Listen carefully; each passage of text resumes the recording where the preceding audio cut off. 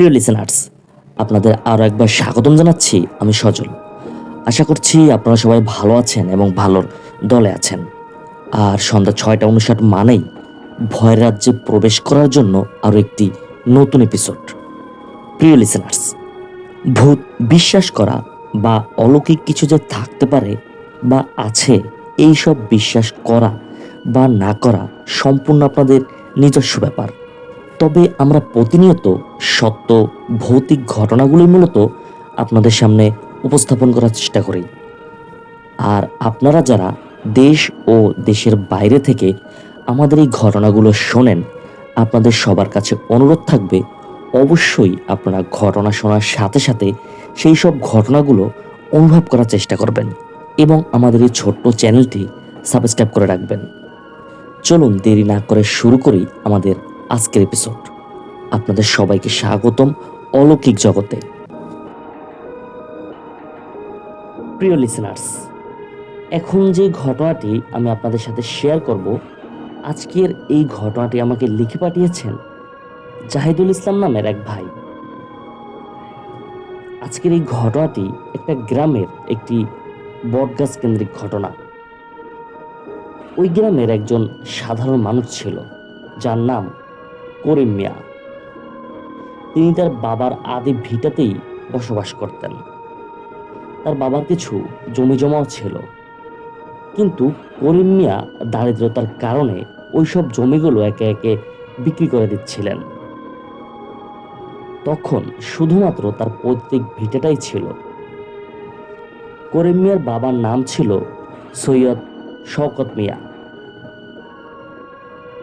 তার বাবা যতদিন বেঁচে ছিলেন ততদিন তাদের সংসার খুব ভালোভাবেই চলত। তারা ছিলেন সৈয়দ বংশ, অনেক জমি জমা এবং টাকা পয়সার মালিক ছিলেন তারা। কিন্তু তখন সেই গৌরবশালীর দিন চলে গিয়েছিল। সৈয়দ বংশের আর কোনো নাম দাম ছিল না। করিম মিয়া দিন দিন গরিব হচ্ছেন। তার সংসারে খরচ চালানোটাই তার জন্য কঠিন হয়ে যায়। তার ছেলে মেয়েরা ঠিক মতন স্কুলেও যেতে পারছিল না। করিম মিয়া এই যে গরিব হয়ে যাওয়ার একমাত্র কারণ ছিল তার অসুস্থতা। ঘরে চাল ডাল, জমি জমা, এমনকি তার স্ত্রীর গয়না পর্যন্ত তিনি বিক্রি করে দিয়েছিলেন। একটা সময় ঘরটাও বিক্রি করে দিয়েছেন। এরপর একটা ছোট্ট টিনের ঘরে তারা বসবাস শুরু করে। তার স্ত্রীর নাম ছিল পরিমন বানু। করিম মিয়া যখন শরীর ভালো থাকে তাহলে তিনি কাজের সন্ধানে বের হতেন, কিন্তু বেশিরভাগ সময় তিনি খালি হাতেই ফিরতেন। অসুস্থ শরীরের জন্য তাকে কেউ কাজও দিতে চাইতো না। একদিন করিম মিয়া আর বাড়ি ফিরলেন না। হতাশা তাকে এতটাই ঘেরাস করেছিল যে তিনি বেঁচে থাকার কোনো মানেই খুঁজে পেলেন না। করিম মিয়ার বাড়ির পাশে ছিল একটা পুরনো বটগাছ। ওই বটগাছটির বিশাল ডালপালা ছড়িয়ে পড়েছিল আশেপাশের পুকুরের দিকে। একসময় মোগল সম্রাট এই বটগাছটা লাগিয়েছিলেন যাতে গ্রামের মানুষ দূর যাত্রায় ছায়া পেতে পারে। ভোরে আলো ফুটতেই গ্রামের মুসল্লিরা যখন ফজরের নামাজ পড়তে বের হন, ওই নামাজে যাওয়ার পথে বটগাছের ডালে ঝুলন্ত একটি মৃতদেহ দেখতে পান তারা। কিছু লোক ভয় আর মসজিদে যায় না। তারা ভেবেছিল এটা ভূতের কাজ। সূর্যের আলোতে পরিষ্কার হলো করিম মিয়ার ঝুলন্ত দেহটাই তারা দেখেছিল। স্বামীর মৃত্যু সংবাদ শুনে পরিমনবাবু বারবার জ্ঞান হারাচ্ছেন। তার অবুঝ ছেলেমেয়েরা বুঝতে পারছিল না যে কি ঘটেছে। করিম মিয়ার লাশ নামানো হয় এবং সবাই ভাবতে শুরু করলো যে এটা কোনো ভূত পেতনির কাজ। গ্রামের স্থানীয় লোকজন কি করে, তাদের সাধ্যমতো সাহায্য সহযোগিতা করে করিম মিয়ার শেষ যাত্রা সম্পন্ন করা হয়। কিন্তু এর ঠিক একদিন পরেই আরো একটি ভয়ঙ্কর ঘটনা ঘটে। ওই বটগাছেরই ডালে আবারও 3টি লাশ ঝুলে থাকতে দেখা যায়। আফসোসের বিষয়, ওই লাশগুলো ছিল পরিমণ বানু আর তাদের দুটো ছেলে মেয়ের। গ্রামের মানুষজন তাদের মৃতদেহ দেখে একেবারে স্তব্ধ হয়ে যায়। তাদের মৃতদেহ সৎকার করা হয়। গ্রামের মানুষ এক প্রকার ভেবে বসে ওই বট গাছ এবং তার নিচের যে পুকুর সেটা অভিশপ্ত হয়ে গেছে। গ্রামবাসী ওই জায়গাটা মোটামুটি এড়িয়ে চলতে শুরু করে। এমনকি দিনের বেলাতেও আর কেউ সেদিকে পা রাখার সাহস করত না। এভাবেই সময় গড়িয়ে চলে। এই করিম মিয়ার ঘটনা ঘটার পরে প্রায় 5 বছর কেটে যায়। ওই গ্রামের আরেকটি যুবক, নাম আশরাফুল, তিনি শহরে থাকতেন। শহর থেকে ছুটি কাটাতে গ্রামে গিয়েছিলেন। সে তার বন্ধু জাহিদের সঙ্গে সময় কাটাতে ওই বটগাছের নিচে যায়। বিশাল বটগাছ দেখে আশরাফুল মুগ্ধ হয়ে যায়, কিন্তু পরে তার মধ্যে ভয়ের আভাস আসে। তার বন্ধু জাহিদ তাকে কিন্তু বারবার বলেছিল যে বটগাছের নিচে যাওয়ার কোনো দরকার নেই, কিন্তু আশরাফুল তা মানে নেই। সে কি করে, ওই যে ডোবার পাশে বা যে দিঘিটা ছিল তার পানিতে আশরাফুল ঝাঁপ দেয় এবং তারপর থেকেই আশরাফুল নিখোঁজ হয়ে যায়। সেদিন রাতে আশরাফুল আর বাড়ি ফিরল না। তার পরিবার এবং গ্রামবাসীরা তাকে খুঁজতে বের হয়, কিন্তু সারা রাত খুঁজেও আশরাফুলের আর কোনো সন্ধান পাওয়া যায় না। সকালের দিকে সবাই বটগাছের নিচে যখন যান, গিয়ে তারা দেখতে পান ওই আশরাফুলের মাথা ডোবার পানিতে ডুবন্ত অবস্থায় রয়েছে, কিন্তু তার শরীর দেখা যায় না।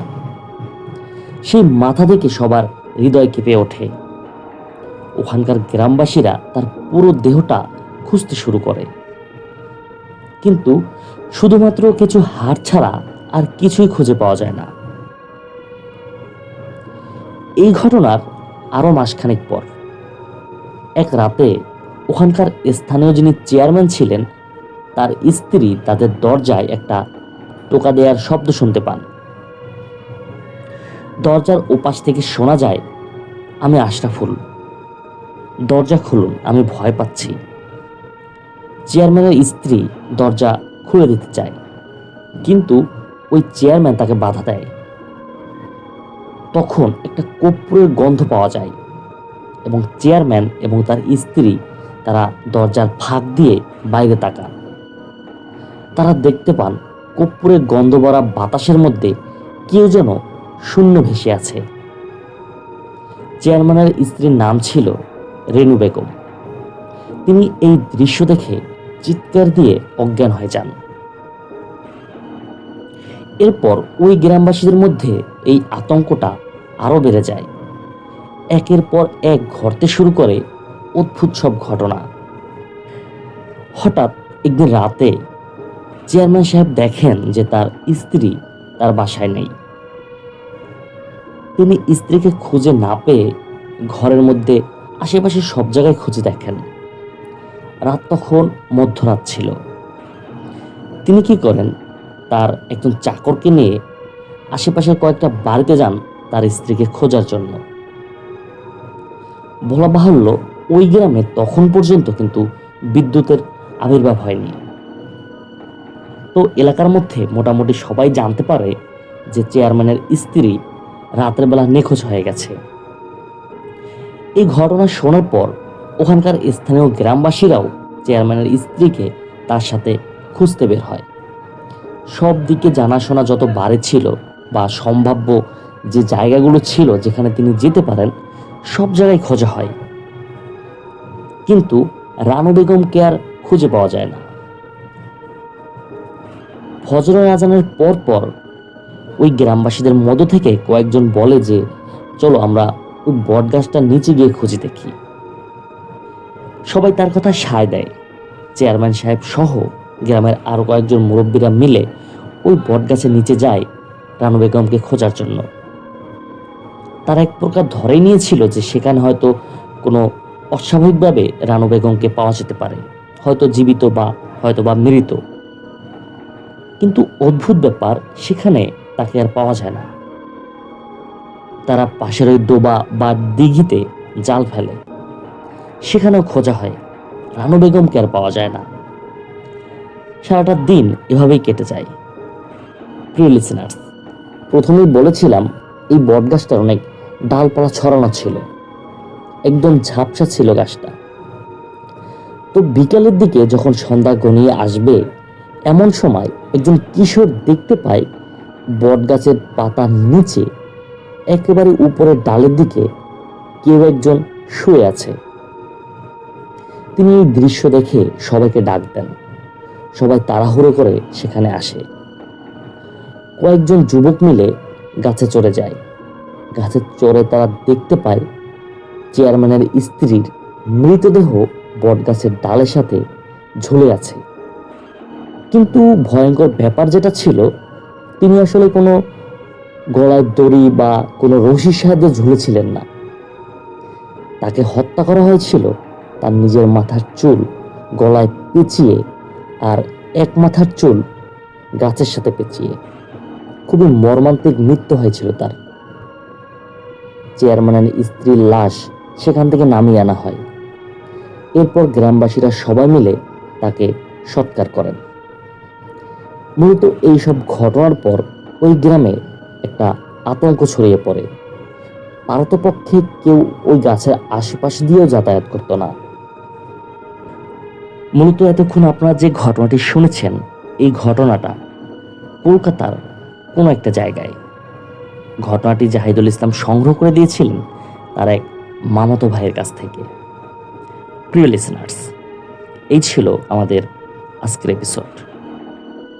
প্রিয় লিসেনার্স, এখন যে ঘটনাটি আমি আপনাদের সাথে শেয়ার করব, এই ঘটনাটি আমাকে পাঠিয়েছেন সাব্বির নামের এক ভাই।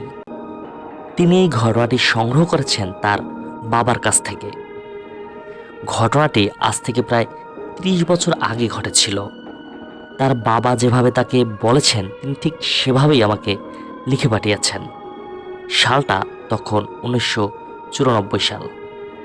আমি জন্মসূত্রে বল্লভপুর গ্রামের মানুষ হলেও কর্মসূত্রে চন্দননগরে ছিলাম। বল্লভপুর থেকে চন্দননগরের দূরত্ব প্রায় 135 কিলোমিটারের মতো। সরকার থেকে আমরা বড় বড় রাস্তা নির্মাণের কাজ পেতাম। আমার আসল কাজ ছিল রাস্তা নির্মাণের কাজের তদারকি করা। আমার অধীনে 7-8 জন অফিসার এবং প্রায় 100 থেকে 150 জনের মতো কর্মী ছিল। কাজের জন্য নিজের বাড়িতে যাওয়ার সময় খুব একটা বেশি পেতাম না।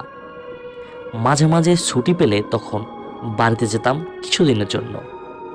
আমার গ্রামের বাড়ি থেকে কিছুটা সামনের দিকে গেলেই একটা বিশাল আকার পরিত্যক্ত জমিদার বাড়ি ছিল। অবশ্য সেটাকে বাড়ি না বলে প্রসাদই বলা যায়। সেই বাড়ি থেকে কিছুটা দূরে গেলেই একটা বটগাছ ছিল। যদিও সেটা মাত্র একটা বটগাছই ছিল, কিন্তু গ্রামের প্রবীণ লোকজন সেই বটগাছকে ফাঁসি গাছ বলতো এবং ওই গাছটাকে এক প্রকার এড়িয়ে চলত সবাই। দিনের আলো শেষে যখন সন্ধ্যা নামতো তখন সেই গাছের সামনে দিয়ে খুব একটা কেউ চলাফেরা করতো না। বলতে গেলে একটা আতঙ্কের ব্যাপার ছিল সেই ফাঁসি গাছ। কাজের চাপ থেকে আমি কয়েকদিন ছুটি পাই। এরপর দুপুরবেলা আমি চন্দননগর থেকে বাসে চড়ি। আমি রওনা করি আমার গ্রামের বাড়ির উদ্দেশ্যে। বাস ঠিকমতো চললে প্রায় 3 ঘন্টায় বল্লভপুর পৌঁছে যাওয়ার কথা। কিন্তু রাস্তার মাঝামাঝি একটা জায়গায় এসে গাড়ির টায়ার খারাপ হয়ে যায়। সেখানে অনেক সময় লেগে যায়। তার উপর সেদিন প্রচুর পরিমাণে বৃষ্টি হচ্ছিল। বাসটা যখন বল্লভপুরে পৌঁছায় তখন বেলা গড়িয়ে অন্ধকার নেমে গিয়েছে। এমনিতেই দেরি করার জন্য আমার মেজাজ প্রচণ্ড খারাপ ছিল। তার উপর এই দুর্যোগপূর্ণ আবহাওয়া, সব মিলিয়ে একটা অস্বস্তিকর পরিস্থিতি। বাস স্ট্যান্ড থেকে বাড়ি যেতে রিক্সা বা ভ্যানই ছিল একমাত্র উপায়। আমি যখন রিক্সায় করে কিছুটা পথ যাই, এরপরে মাঝামাঝি একটা জায়গায় ওই গাছটাকে দেখে আমার সেই আতঙ্কের কথা মনে পড়ে যায়। অন্ধকার হয়ে গেলে এমনিতেই সেখান দিয়ে লোকজন খুব একটা চলাচল করতো না, কিন্তু বাসে করে বল্লভপুর পৌঁছাতে দেরি হওয়ায় আমার কোনো উপায়ও ছিল না। তো যাই হোক, সেই গাছটার সামনে আসতেই কেমন একটা গা শিরশির ভাব আমার অনুভব হয়। গাছটার সামনে দিয়ে যেতে হঠাৎ কিছু ভারী একটা ধপ করে পড়ার মতো আমি আওয়াজ পাই। আমি তাকিয়ে দেখি আমাদের সামনে একটা কঙ্কালসার লাশ পড়ে আছে। এই পরিবেশে অন্ধকারে হঠাৎ করে এমন লাশ দেখে আমি প্রচণ্ড পরিমাণে ভয় পেয়ে যাই। আমি অনিচ্ছা থাকা সত্ত্বেও গাছটার দিকে এক নজর তাকাই এবং তাকাতেই যে দৃশ্য আমি দেখি তাতে গায়ের রক্ত পানি হয়ে যায়। আমি দেখি গাছে অনেকগুলো কঙ্কালসার লাশ সারি বেঁধে ঝুলে আছে এবং সেই লাশগুলোর চোখ জ্বলন্ত আগুনের মতো ঝলঝল করে জ্বলছে। ওই লাশগুলোর জ্বলন্ত চোখ আমাদের দিকেই ভয়ঙ্করভাবে তাকিয়ে আছে, যেন আমাদের একদম শেষ করে ফেলবে। তখন আমি রিকশাওয়ালাকে বললাম, তাড়াতাড়ি এই গাছের সামনে থেকে রিকশা নিয়ে বের হয়ে যান। কিন্তু অদ্ভুত ব্যাপার, আমি দেখি রিকশাওয়ালা এক চুলো এগোতে পারছে না। কোনো এক অদৃশ্য শক্তি যেন রিকশাটা চেপে ধরে রেখেছে। তখন সেই গাছ থেকে প্রচণ্ড জোরে হাসির শব্দ শুনতে লাগলাম। আমি বুঝতে পারলাম আমাদের আজ প্রচণ্ড বিপদ।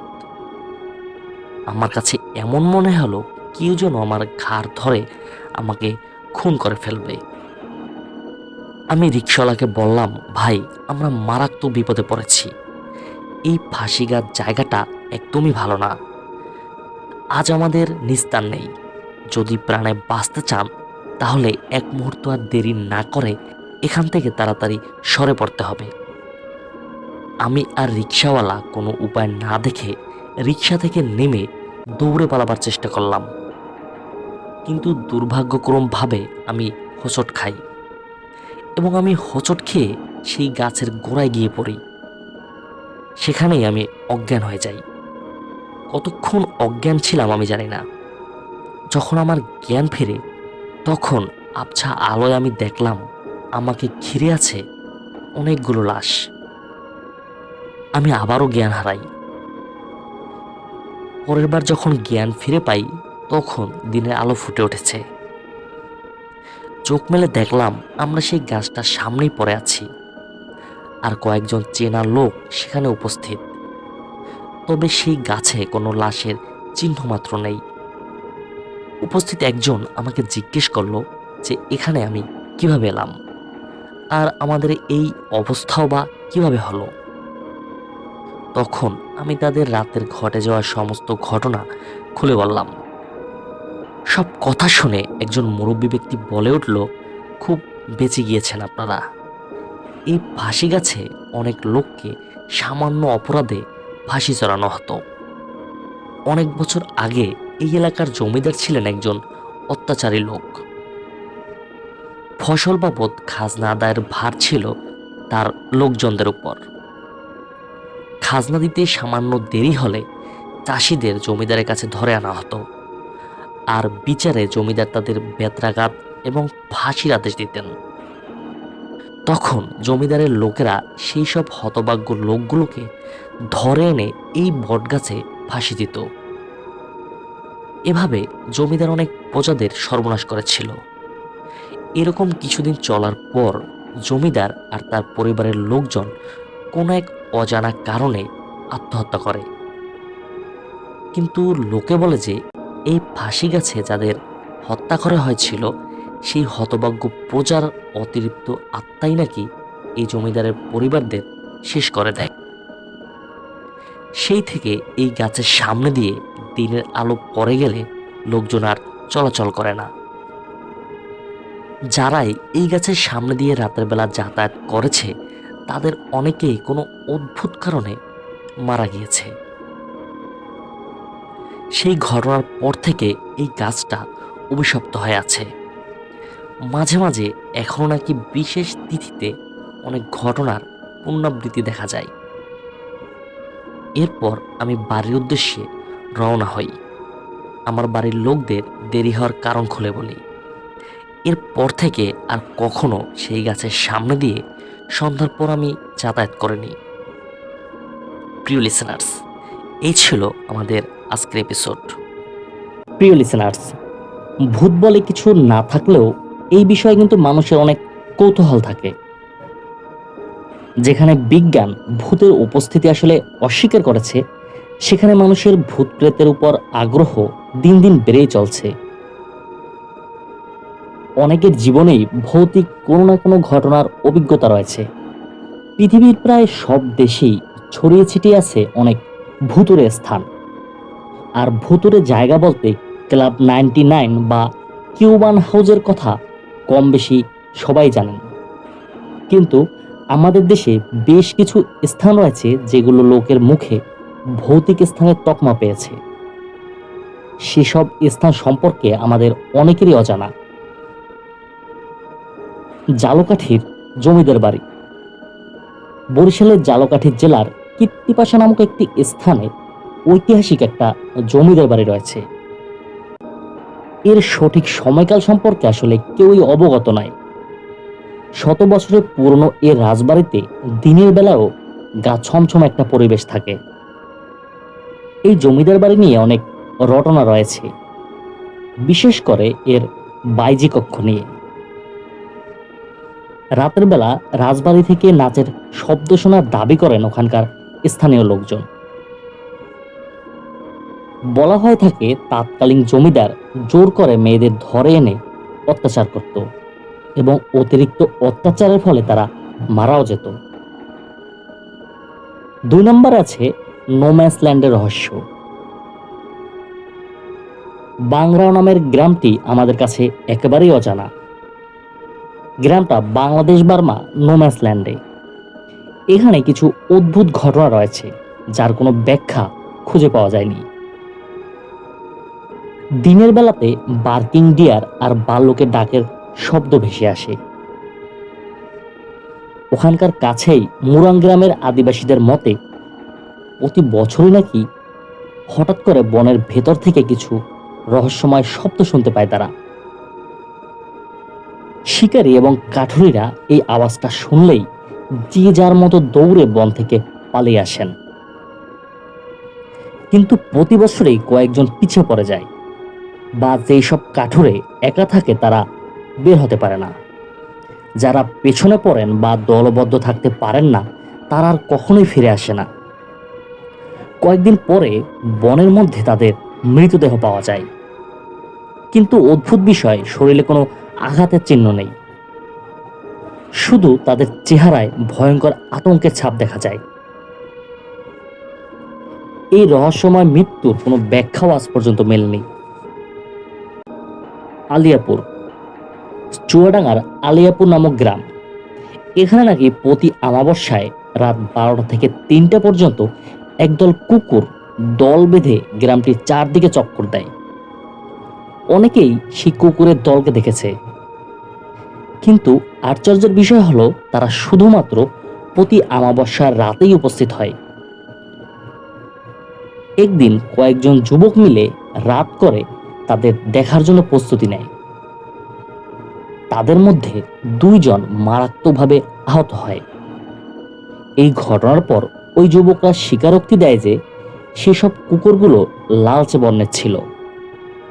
সেই কারণে অন্ধকারে তাদের স্পষ্ট দেখা যায়নি। তারা একটা ছন্দ মিলিয়ে এক লাইনে নাকি হাঁটছিল এবং তাদের প্রত্যেকের চোখ থেকেই এক প্রকার নীলচে আভা বের হচ্ছিল। মিষ্টির দোকান ও জিন। পুরান ঢাকার কিছু কিছু মিষ্টির দোকান আছে যেখান থেকে কয়েকদিন পর পর রাতের বেলা কিছু মানবাকৃতির লোক এসে প্রচুর পরিমাণে মিষ্টি কিনে নিয়ে যায়। তারা যখনই দোকানে ঢোকে সেই দোকানের মালিককে বাতি বন্ধ করে দিতে বলে। দোকানিরা অনেকেই এই বিষয়টি জানে এবং তারাও আসলে আপত্তি করে না। অন্ধকারে তারা আসে এবং অন্ধকারেই তারা চলে যায়। এই লোকগুলো আকারে নাকি অনেক লম্বা এবং তাদের চেহারা আজ পর্যন্ত কেউ ভালোভাবে দেখতে পারেনি। তবে ধারণা করা হয় এরা জিন জাতি। পুরান ঢাকার বেশিরভাগ মিষ্টির দোকানদার এই বিষয়টি জানেন। তবে যেই সব দোকানদার তাদেরকে দেখেছেন তারাও তাদের সম্পর্কে তাদের চেহারা নিয়ে কিছু বলতে চাননি। লালবাগ কেল্লার সুড়ঙ্গ। এরপর আসি লালবাগ কেল্লার সুড়ঙ্গ নিয়ে। লালবাগ কেল্লার নিচে অনেকগুলো সুড়ঙ্গ আছে, যেগুলো মূলত জমিদার আমলের। জমিদাররা যখন বিপদে পড়তেন তখন এই সব সুড়ঙ্গ দিয়ে তারা পালিয়ে যেত। তেমন একটা সুড়ঙ্গ আছে যার ভেতরে কেউ প্রবেশ করলে সে নাকি আর ফিরে আসে না। এর কারণ উন্মোচনের জন্য পরীক্ষামূলকভাবে 2টা কুকুরকে চেইন বেঁধে ওই সুড়ঙ্গে নামানো হয়েছিল। পরবর্তীতে চেইন ফিরে আসলেও কুকুর দুটো আর ফিরে আসেনি। বলা হয়ে থাকে এই সুড়ঙ্গের ভেতরে জিনদের বসবাস, তারা চায় না যে এখানে কেউ প্রবেশ করুক। সাঁওতাল উপজাতির উপাসনা। বাংলাদেশের সাঁওতালরা অনেক দেবদেবীর পূজা করে।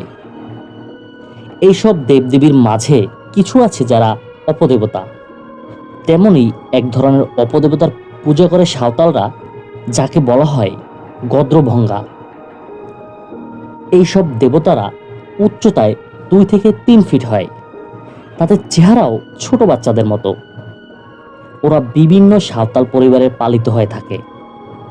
তাদেরকে লালন পালন আর পূজা দেওয়ার কারণ হলো এইসব দেবতারা যেসব পরিবারে পালিত হয় তাদেরকে অনেক ধনী করে দেয়। তারা অন্য ঘরবাড়ি থেকে স্বর্ণ চুরি করে তা নিজের পালিত ঘরের মালিক কিনে দেয়। তবে এর বিনিময়ে তারা যা দাবি করে সেটা খুবই ভয়ঙ্কর। স্বর্ণ দেবার বদলে এইসব অপদেবতারা যে বাড়িতে পালিত হয় সেই বাড়ির মালিকের ছোট ছেলে অথবা ছোট সন্তানগুলোকে দাবি করে। তারা নাকি এইসব ছোট বাচ্চাদের মেরে ফেলে।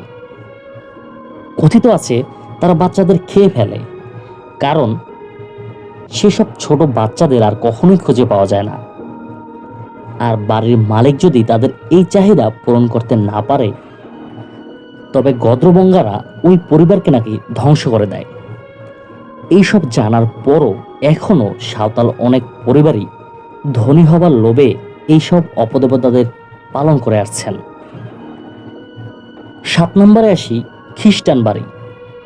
ঢাকার তেজগাঁওয়ে মণিপুরি পাড়া। এই এলাকায় একটা পুরনো খ্রিস্টান বাড়ি আছে। এই বাড়ির যারা ভাড়াটিয়া তারা বিভিন্ন সময়ে অদ্ভুত বা ভুতুড়ে কাণ্ড কারখানার সম্মুখীন হন। গভীর রাতে বাড়ির উঠোনের দোলনায় কাউকে দুলতে দেখা যায়। ঘটনাটি দেখেছেন এমন লোকের সংখ্যা কম নয়। এছাড়াও বাড়ির ছাদে নাকি গভীর রাতে কারা হইচই করে, কিন্তু তৎক্ষণাৎ ছাদে গেলে আর কাউকেই দেখা যায় না।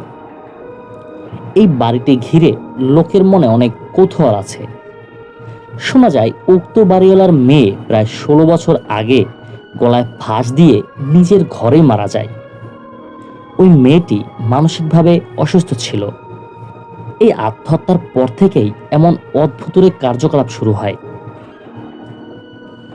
ভৌতিক স্থানের 8 নম্বরে থাকে বগালেক। রূপসী বগালেক নামেও এই জায়গাটি পরিচিত। বম ভাষায় বগা মানে ড্রাগন। বমদের রূপকথা অনুযায়ী অনেক আগে এই পাহাড়ে এক ড্রাগনের বসবাস ছিল। ছোট ছোট বাচ্চাদের ধরে খেয়ে ফেলত সে। গ্রামের লোকেরা ড্রাগনকে হত্যা করলে তার মুখ থেকে আগুন আর প্রচণ্ড শব্দ হয়ে পাহাড় বিস্ফোরিত হয়। রূপকথার ধরন শুনে মনে হয় এটা একটা আগ্নেয়গিরির উৎপাত ছিল। উপজেলা পরিষদের লাগানো সাইনবোর্ডে সরকারিভাবে এইসব রহস্যের কথা লেখা আছে। এখানে এখনো এই লেকের গভীরতা কেউ বলতে পারে না। ইকোমিটারে পাওয়া যায় 150 প্লাস। প্রতি বছর রহস্যময়ভাবে এই লেকের পানির রং কয়েকবার পাল্টে যায়। যদিও কোনো ঝর্ণা নেই, তবুও এই লেকের পানির পরিবর্তন হলে আশেপাশের লেকের পানিও পরিবর্তন হয়। হয়তোবা আন্ডারগ্রাউন্ড রিভার থাকতে পারে। এর রহস্য এখনো বেদ হয়নি। এখানে যারা ঘোরাঘুরি করতে আসেন তারা অনেকেই নৌকায় থাকাকালীন নৌকাগুলো অদ্ভুতভাবে ঘুরতে শুরু করে, অনেক সময় নাকি ডুবেও যায়। প্রিয় লিসেনার্স, আপনারা এতক্ষণ শুনলেন আমাদের দেশের বেশ কয়েকটি রহস্যময় স্থানের ঘটনা। এইসব স্থানগুলো আসলেই হন্টেড। আপনারাও হয়তো আপনাদের এলাকায় বা আপনার জানা কোনো জায়গায় এরকম ভয়াবহতার শিকার হয়েছেন। আমরা চাই আপনারা আমাদের ঘটনা পাঠান, আপনাদের জীবনের ঘটনা, আপনার জানা ঘটনা, অথবা আপনি কারো কাছ থেকে সংগ্রহ করা ঘটনা আমাদের পাঠাতে পারেন। আপনাদের ঘটনাগুলো আমরা প্রচার করতে খুবই আগ্রহী। অনেক অনেক ধন্যবাদ আপনাদের আমাদের ঘটনাগুলো শোনার জন্য। প্রিয় লিসেনার্স, এই ছিল মূলত আমাদের আজকের এপিসোড। মহান সৃষ্টিকর্তার এই দুনিয়ায় কত যে রহস্য লুকিয়ে আছে তার ধারণাও কিন্তু আমরা করতে পারি না। মহান আল্লাহ তাআলার কাছে ফরিয়াদ থাকবে এই ধরনের সকল অলৌকিক সমস্যা থেকে তিনি যেন আমাদের হেফাজত করেন। প্রিয় লিসেনার্স, আজকের এই ঘটনাটি যদি আপনাদের সামান্যতম ভালো লাগে অবশ্যই আমাকে কমেন্ট করে জানাবেন। আর আপনারা যারা আপনাদের জীবনে ঘটে যাওয়া কোনো ঘটনা অথবা আপনার জানা কোনো সত্য ঘটনা আমাদের পাঠাতে চান, তারা ঘটনা লিখে অথবা রেকর্ডিং করে পাঠিয়ে দিন আমাদের হোয়াটসঅ্যাপ নাম্বারে। এই ভিডিওর নিচে ডিসক্রিপশন বক্সে আমাদের হোয়াটসঅ্যাপ নাম্বার দেওয়া আছে। আর আপনাদের সবার অবগতির জন্য জানাচ্ছি, খুব দ্রুত আফ্রিকার কেনিয়া থেকে কিছু ঘটনা আমাদের এক প্রবাসী ভাই সংগ্রহ করে দিচ্ছেন। ঘটনাগুলো খুবই চমৎকার, আপনাদের খুবই ভালো লাগবে। এবং যারা বড় ঘটনা শুনতে পছন্দ করেন তারা অবশ্যই আমাদের ঘটনাগুলো শুনবেন। এবং এইসব ঘটনাগুলো মূলত কালো জাদু কেন্দ্রিক। আপনাদের মধ্যে অনেকেই আছে যে কালো জাদুর ঘটনা আপনারা পছন্দ করেন। প্রিয় লিসেনার্স, আজকে এই পর্যন্তই। পরবর্তী কোনো এপিসোডে আবারও কথা হবে আপনাদের সাথে।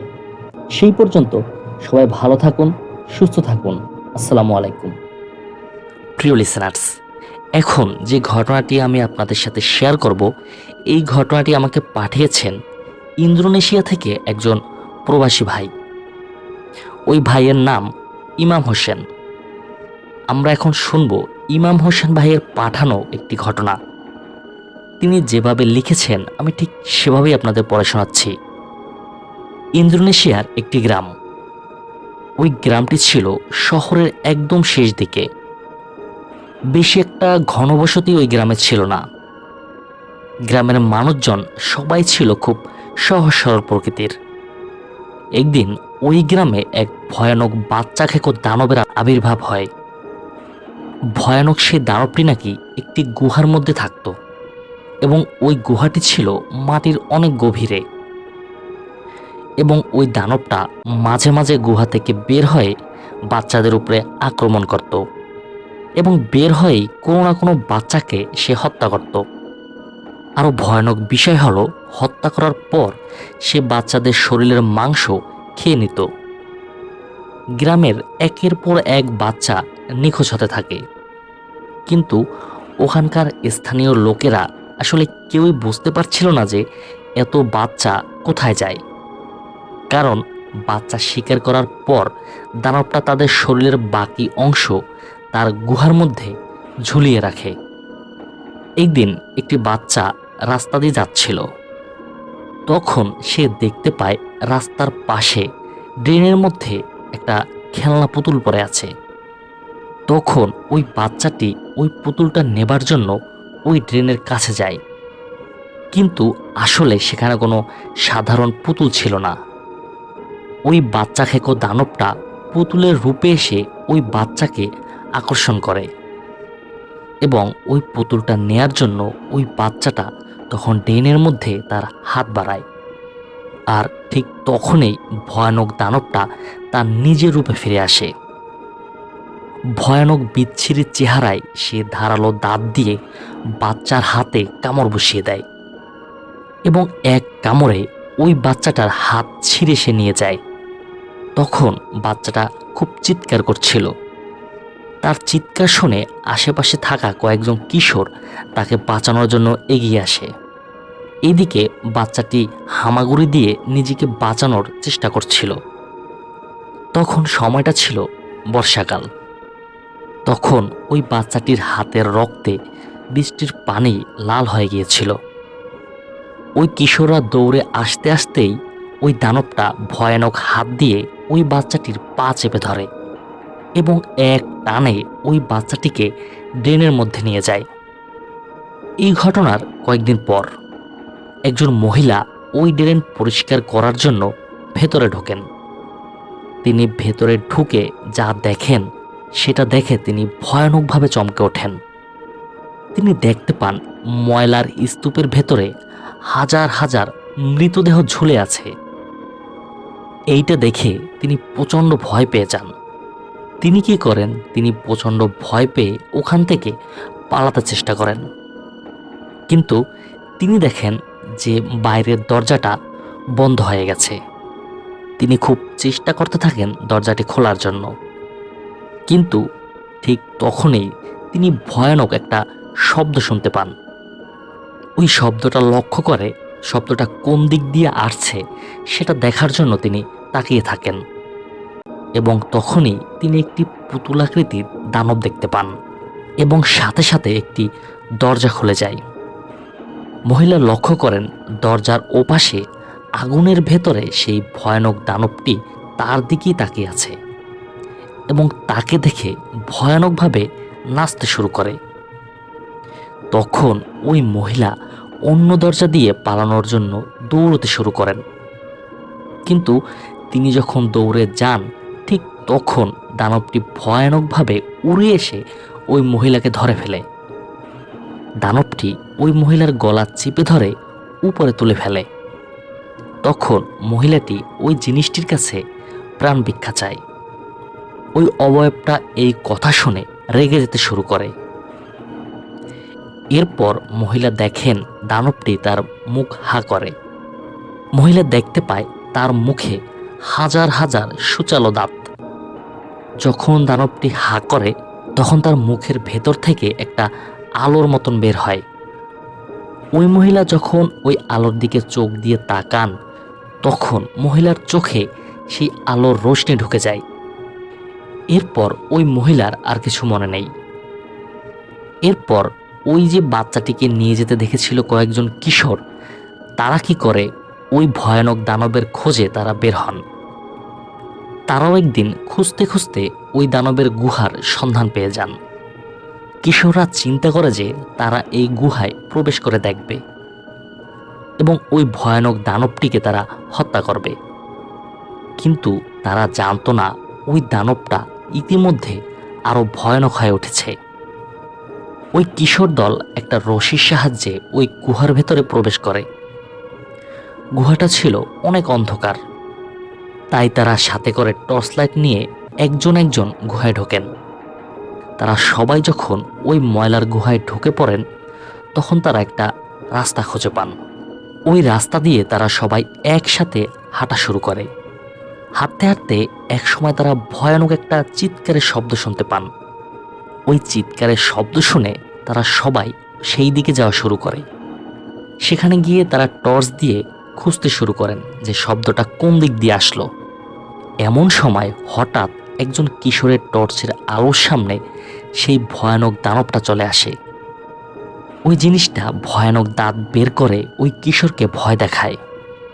তবে তখন শুধু তাকে এক পলকের জন্যই তারা দেখতে পেয়েছিল, তারপর সে গায়েব হয়ে যায়। এইসব ভয়ানক দৃশ্য দেখে প্রচণ্ড ভয়ে ওই কিশোর দল দৌড়তে শুরু করে। তারা দৌড়তে দৌড়তে একটা দরজার সামনে এসে পৌঁছায়। সবাই মিলে খুব কষ্ট করে তারা দরজাটি খুলতে সক্ষম হয়। যখন তারা দরজা খুলে ফেলেন তখন তারা দেখতে পান গুহার ভেতরে আরও একটি কুয়ার মতো কিছু একটা।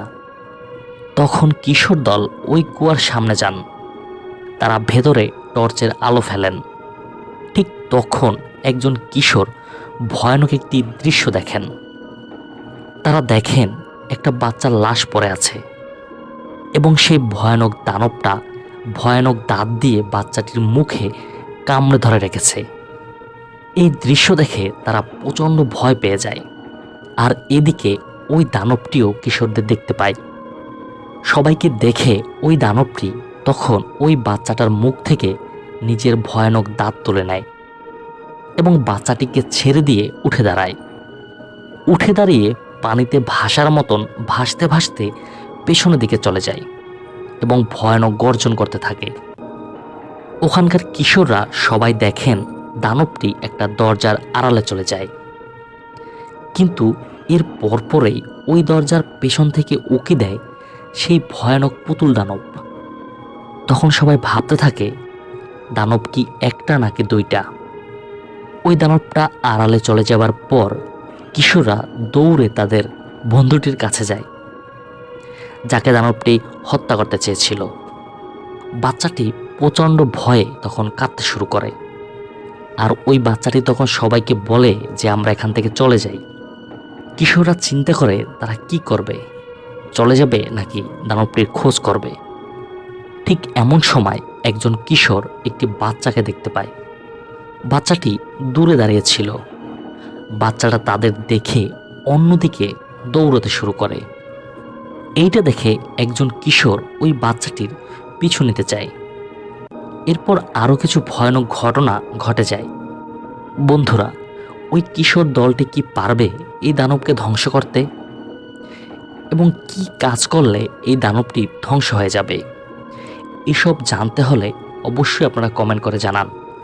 তাহলে আমি এই ঘটনার দ্বিতীয় পর্ব খুব দ্রুত আপলোড করব। এবং সবার কাছে অনুরোধ থাকবে আমাদের এই ছোট্ট চ্যানেলটি সাবস্ক্রাইব করে রাখার জন্য। প্রিয় লিসেনার্স, এই ছিল ইমাম ভাইয়ের পাঠানো আমাদের আজকের এপিসোড। মহান আল্লাহ তাআলার এই দুনিয়ায় কত যে রহস্য লুকিয়ে আছে তার ধারণা আমরা করতে পারি না। মহান আল্লাহ তাআলার কাছে ফরিয়াদ থাকবে এই ধরনের সকল সমস্যা থেকে তিনি যেন আমাদের হেফাজত করেন।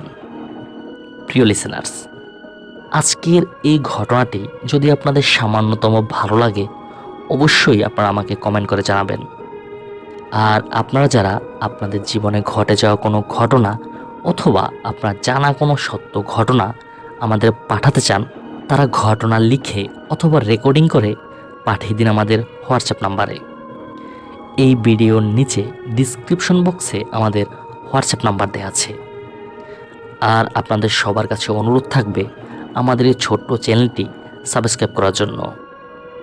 ইনশাল্লাহ পরবর্তী ঘটনা শোনার আমন্ত্রণ জানিয়ে আজকের মতো এখানেই বিদায় নিচ্ছি। আসসালামু আলাইকুম।